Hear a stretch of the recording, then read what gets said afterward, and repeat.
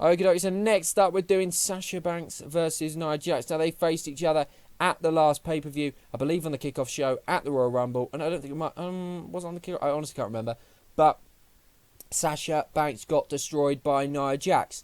The question I'm sure a lot are posing: what has changed since then? Some would argue not a lot. Sasha's still nursing a few injuries. You would say she's probably got over them, but Nia Jax won't have forgotten them. Nia Jax been on an absolute dominant role at the moment. It looks as if we're heading for a fatal four-way match at WrestleMania between Sasha Banks, Nia Jax, Charlotte and Bayley. If that's so, then you would have to say that Sasha Banks has to put a better showing up against Nia Jax tonight than she did at the previous pay-per-view. Otherwise, you'd be struggling to work out exactly how Sasha Banks is going to get herself involved in the women's match at WrestleMania, and why she really deserves it. If she's lost twice to Nia Jax, why does she deserve to be in the mix? That would be the only thing that I would be saying. Of course, tonight we could see, and what I think we might see, is the turn from Sasha Banks on Bayley.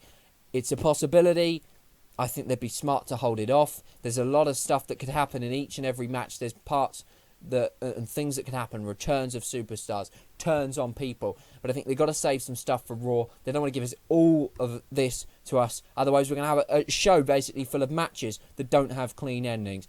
Banks, Nia Jax picking up the victory, which seems crazy because you kind of think Sasha Banks needs the win, really. But at the end of the day, Nia Jax on an absolute roll, and if she loses, the momentum's massively lost. I can't say I'm particularly invested in this storyline or this match. I think it's had its day, and it's only a way really of getting these two on the card. Because they want to get them on the card, because obviously the Fatal 4-Way is going to happen at WrestleMania, or so we expect. That's the match that's been heavily rumoured, heavily touted.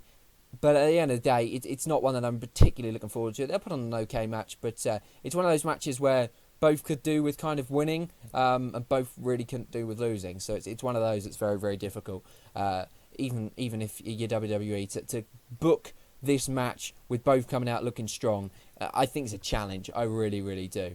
Next up, that's Sasha Banks versus Nia Jax. Jax with the win.